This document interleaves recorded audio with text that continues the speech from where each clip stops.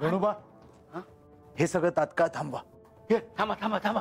तुम्ही इथून निघून जा आणि जाण्याआधी हे सगळं झाकून ठेवा. होय होय.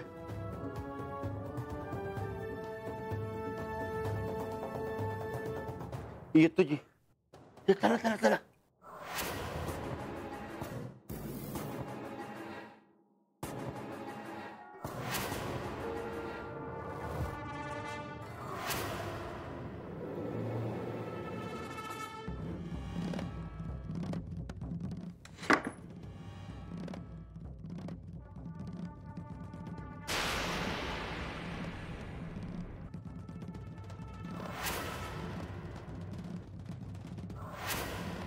तुम्ही इथे? तुम्हाला देखील आवाज आला का? हो. मी देखील आवाजाच्याच दिशेने इथवर आलो, परंतु काही सापडलं नाही. अचानक आवाज थांबला कसा? कदाचित तुमच्या येण्याची चाहूल लागली असेल. पण हा काय प्रकार आहे? अद्याप मला देखील कळलेलं नाही, परंतु सगळे सेवक कामाला लावतो आणि लवकरच सांगतो काय ते. चिंता नसावी. मग गडावर काही काम सुरू आहे का? नाही. मग डागडुजीचं काम चालू आहे का? अजिबात नाही. प्रधानजी, मग हे संशय वाढवणार आहे. याचे कारण लवकरात लवकर शोधून काढा. ते कळायला फार वेळ लागणार नाही. आपण विश्रांती घ्यावी. मी लवकरच काय प्रकरण आहे ते कळवतो. या तुम्ही. येते मी. चला.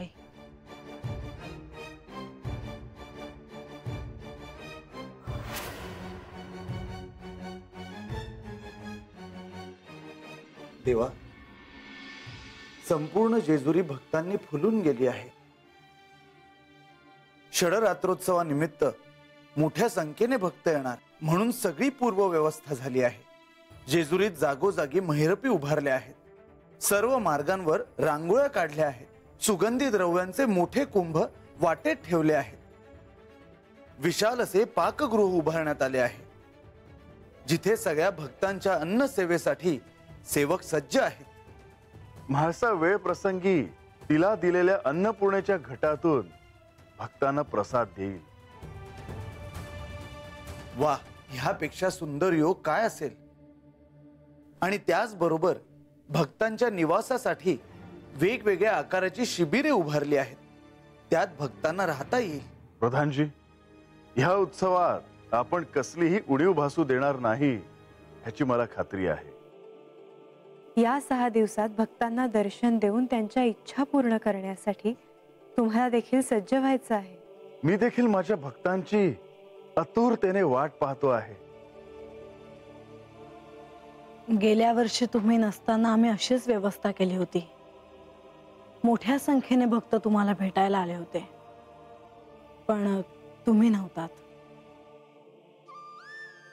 मी जरी शरीराने इथे नसलो तरी सूक्ष्म देहाने माझा निवास इथे होता आणि भविष्यात देखील अखंड राहील.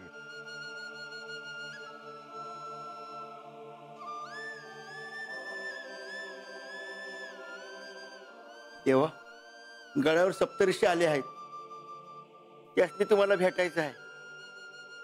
त्यांना अनुमतीची काहीच आवश्यकता नाही. त्यांना सन्मानाने पाठवा. होय देवा. बऱ्याच कालावधीनंतर इथे सप्तर्षी आलेत. ह्या उत्सवाच्या निमित्तानं त्यांचं इथं येणं झालं असणार.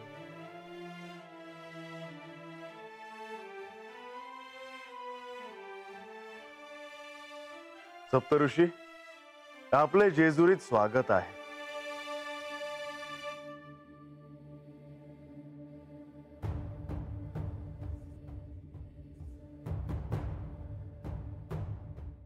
देवा, उद्या सूर्योदय झाला की आपल्या महाउत्सवास आरंभ होईल. 6 दिवस रात्र आपले भक्त अतीव श्रद्धेने आपले पूजन स्मरण करतील. मणिमल्लांना आपण शासन केले म्हणून या दिवसाचे स्मरण केले जाते. या शुभ प्रसंगी आपले दर्शन घेण्यासाठी आम्ही इथवर आलो आहोत देवा. आपले इथे वास्तव्य व्हावे आणि ही जेजुरी आपले निवासस्थान म्हणून ओळखले जावे, ही आपलीच लीला. युद्ध संपल्यावर आपण इथे वास्तव्यास आलात तेव्हा मी कुठे होते? नेवासे. तेव्हा तू नेवासे इथे होतीस. देवा, माझी एक इच्छा आहे. ऋषीवर, निसंकोचपणे सांगा. आता श्री म्हाळसा देवी आणि बाणाई यांना त्यांच्या मूळ स्वरूपाचे स्मरण लवकर व्हावे आणि हे बल्हारी चरित्र गोड करावे देवा. मी तर म्हणते आहे की मला सत्याचे स्मरण नाही झाले तरीही चालेल, पण मला बानू या जेजुरीत दिसायला नको. तुम्ही काय म्हणता आहात ऋषीवर? क्षमा असावी माते. ऋषीवर, आपण एका महाउत्सवाच्या प्रतीक्षेत आहोत. आपण अतिथी आहात. या प्रसंगी आपण ह्या आनंदात सहभागी व्हावे आणि भक्तांना ज्ञान वाटावे, म्हणजे हा महाउत्सव सफल होईल.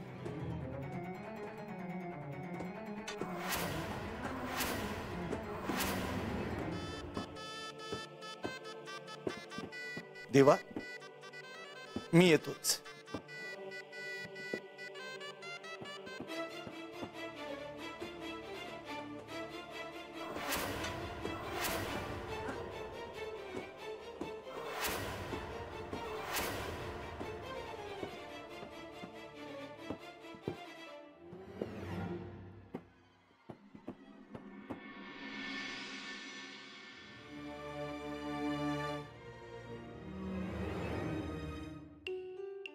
बा, भाकर वाढू? नग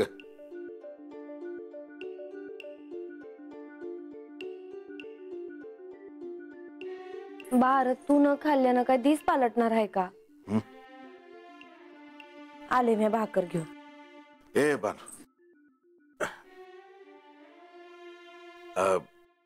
देव आलं होतं ना, काय म्हणलं? झालंय बोलणं. अगं पण काय ठरलं? हातच थांबायचा आहे. खरंच? वय म्हणजे आता जेजुरीत थांबायचं आहे, मग बघू. मग बघू म्हणजे आजचं मरण उद्यावर झालं? तसंच काय नाही, बघू काय होतंय ते. जे कपाळावर लिवलं आहे ते होईल मानायचं.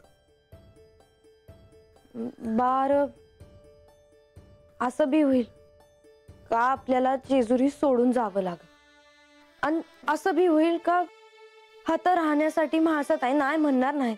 अगं पण हे ठरणार कसं आणि कोण ठरवणार? ते मला तुला नाही सांगता यायचं. तुला सांगायचं नसेल ना तर नका सांगू. मी जातो आपल्या वस्तीवर. डोळ्याच्या माग काय बी झालं ना तरी चालेल. राहू दे, मला काय ठाव नाही का? तर जाऊन मी माझीच काळजी करत बसशील. नाही नाही करणार. म्या कुठं बी जाऊ द्यायची नाही तुला. ध्यानात ठेव, कुठं बी जायचं नाही. काय राजा, कुठं निघालास? कुठं नाही. अरे आजा, अरे तू निघून गेलास तर आमचं कसं होया सर? हा, तू हाय म्हणून आम्ही हात राहतोय. काय बानू? तुम्ही बोलत बसा, मी आले. बानू, सांगायचं राहिलं ते देवाच्या दर्शनाला जेजुरीत लय गर्दी ओसाळली. खंडोबाचं नवरात्र आहे ना, म्हणून कुठनं लोक आलेत. हे आधी मी सांगून झालंय, आता पुढे न सांगून काय उपयोग रे? नाही नाही, तसं नाही. त्याला असं म्हणायचं आहे की त्याला देवाचं दर्शन घ्यायचं आहे, मला देवाचं दर्शन घ्यायचं आहे. एकदा देवानं त्याला सोन्याचा हांडा दिलता, आता काय देतोय बघूया. मागल्या वेळी दिलेला संपला होय. हाय का आता अजून राहतोय बाई तवा?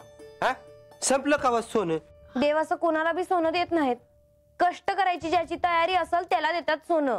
बघा आता म्या काही कष्ट करणार नाही वय. हा, आता एवढं लगीन केलं, बायकोला सांभाळलं, हा, 4 ठिकाणी फिरलो, संपलं धन. आता देवाकडे काय मागायचं ते मग ठरवूया. पण आम्हाला देवाचं दर्शन कसं होणार? ये शेवंती, तुला समज ठाव आहे ना? आता हे काय विचारतेस तू? असं नाही परत असं दिस येणार आहे काय? हा म्या काय आज आहे उद्या नाही. एकदा माझ्या लेकाचं भलं झालं का म्या सुटले. माझं गडावर जायचं अजून तरी काय ठरलं नाही. पर तुम्हासनी जायचं असेल तर तुम्हासनी कोणी अडवणार नाही.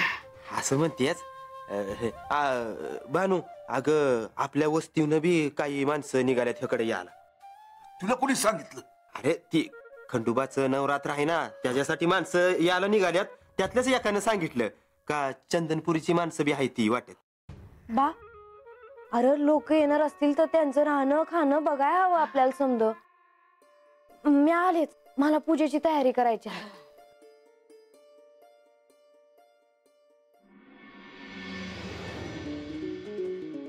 हा आवाज कसला आहे? लक्ष्मी देवी, तुम्हाला आवाज येतो आहे ना? हो, काहीतरी काम सुरू असेल. पण गडावर जर कोणतं काम सुरू असेल तर त्याची मला पूर्वकल्पना असते. अचानक हा आवाज कुठून आलाय? म्हाळसा, चिंता नसावी. प्रधानजी गेले आहेत तेव्हा काय झाले असेल ते सांगतील.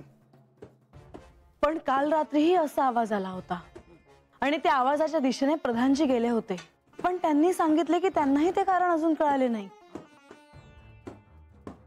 माते, क्षमा असावी, पण ज्या अर्थी प्रधानजी इथून निघून गेले आहेत त्या अर्थी ते नक्कीच शोधून काढतील. प्रधानजी हे अत्यंत कुशल प्रशासक आहेत. या गोष्टीचा शोध लावणे त्यांच्यासाठी अत्यंत सुलभ आहे. चिंता नसावी माते. होय ऋषीवर. आज्ञा असावी देवा. ऋषीवर, आपण इथे आलात, आम्हाला आनंद आहे.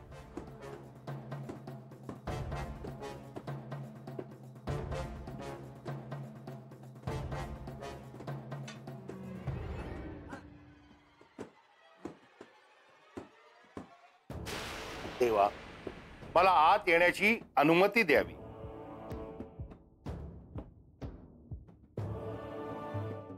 मल्लासूर, यावे.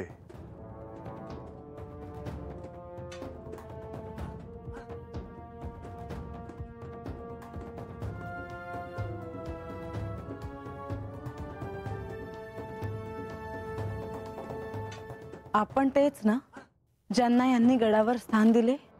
होय माते. म्हाळसा, हेच ते मल्लासूर. देवा, उद्यापासून गडावर आपला उत्सव साजरा होणार. आपण माझ्याशी युद्ध करून मला पराभूत केले, मात्र माझ्या मृत्यूच्या वेळी माझ्या डोक्यावर चरण ठेवून माझ्या अष्टसिद्धी जागृत केल्या.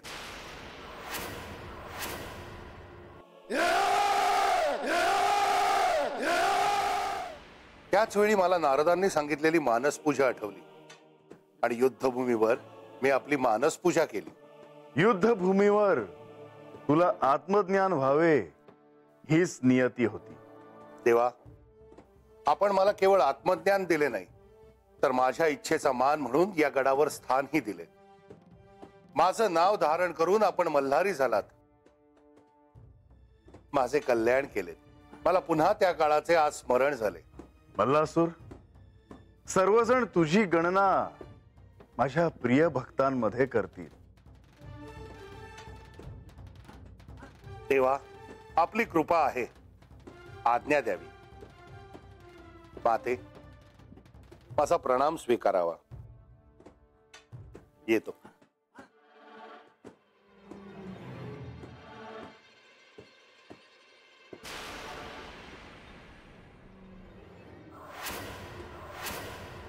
मी पाहते काय हा प्रकार आहे. म्हाळसा, तू जाण्याची काहीच आवश्यकता नाही. पण हा माझ्यासाठी शुभ संकेत नाही. देवी, मी येते. म्हाळसा, म्हाळसा, तुम्हाला गडावरून बानूच्या वाड्याकडे जाण्यासाठी गुप्त भुयार तयार केलं जात आहे हे म्हाळसाला कळायला नको.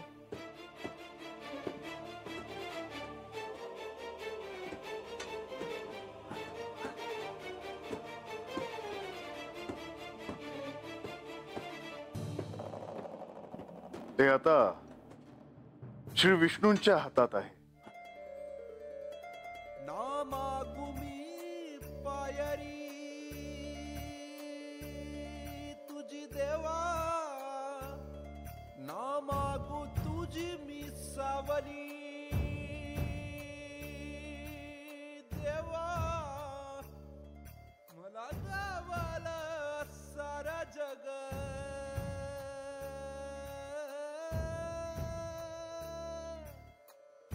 गोड मान बाबा हीच माझी सेवा.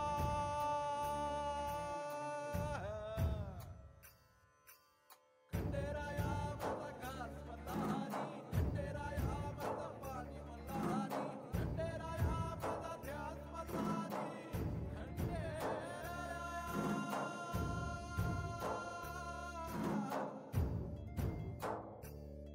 माझ्या पायी तू बी देवा, माझ्या पायी तू बी देवा. सोसलासा किती किती सोसलासा, ठार झालं जीव माझं बघून तुझी प्रीती देवा. आता नका कुणाचा रोष देवा, जाते आल्या वाटला ठाई ठाई भेटशील तू ठाव माझ्या जीवाला. खंडेराया मला घास मल्हारी, खंडेराया मला पाणी मल्हारी, खंडेराया माझा ध्यास मल्हारी, खंडेराया